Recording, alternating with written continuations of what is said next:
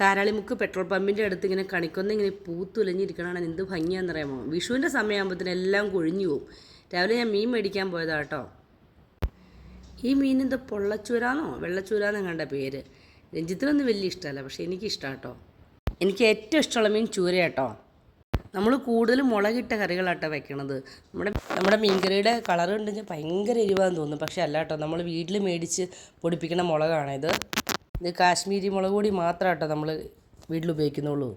പണ്ടൊക്കെ ഞങ്ങൾക്ക് എല്ലാവർക്കും നല്ല രീതിയിൽ എരിവ് വേണം. ഇപ്പോൾ നമുക്ക് ആർക്കും അങ്ങനെ എരിവിനോട് വലിയ പ്രിയമൊന്നുമില്ല. മീൻകറിയും വെച്ചു, കുറച്ച് മീൻ വറക്കാനും എടുത്തു. എനിക്ക് ശിവാനിക്ക് മീനിൻ്റെ വാൽഭാഗമാണ് ഇഷ്ടം.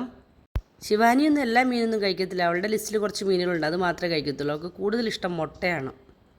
മീനാക്ഷിക്കാണെങ്കിൽ മീൻ വേണമെന്നൊന്നും ഒട്ടും നിർബന്ധമില്ല. എന്തെങ്കിലും ഒരു എരിവിനൊരു കറി മാത്രം മതി, ഒരു ഒഴിച്ചുകറി, അതുള്ളൂ മീനാക്ഷിക്ക് നിർബന്ധം. പിന്നെ കുറച്ച് ചപ്പാത്തി ഉണ്ടാക്കി.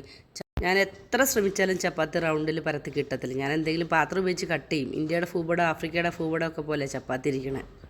പക്ഷേ എനിക്ക് നമ്മുടെ വീട്ടിലുണ്ടാക്കണ ചപ്പാത്തിയാണ് കൂടുതൽ ഇഷ്ടം. മറ്റേത് വാങ്ങും എന്തെങ്കിലും ധൃതിയൊക്കെ പിടിച്ചിരിക്കുന്ന സമയത്ത്.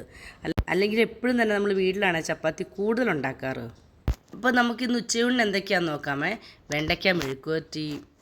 ശിവാനിക്ക് ഏറ്റവും ഇഷ്ടപ്പെട്ടാട്ടോ ഇത്. ശിവാനി പറഞ്ഞ സ്റ്റാർ പോലത്തെ മെഴുക്കുവരട്ടി ഇല്ലേ, അത് ഉണ്ടാക്കിത്തരാൻ.